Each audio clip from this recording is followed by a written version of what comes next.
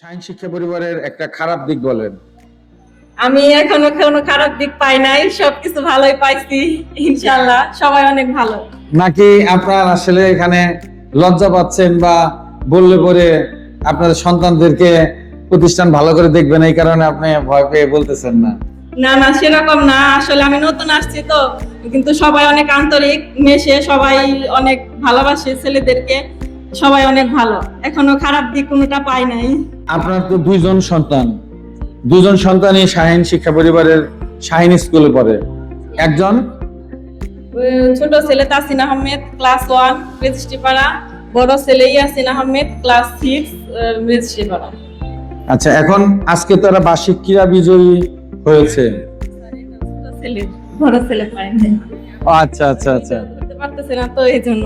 আচ্ছা আচ্ছা তো এখন এই বার্ষিক ক্রীড়া বিজয়ী হয়েছে, তো এরা তো অবশ্যই ক্রীড়ায় ভালো করেছে।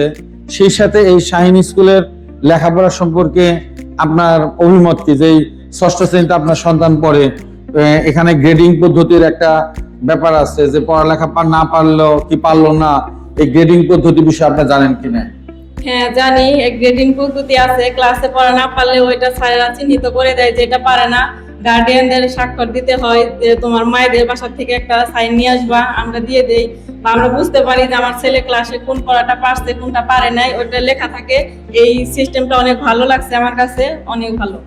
শৃঙ্খলা, নিয়মানুবর্তিতা, শিক্ষক, এই বিষয়গুলোতে আপনার কোনো পরামর্শ আছে কিনা?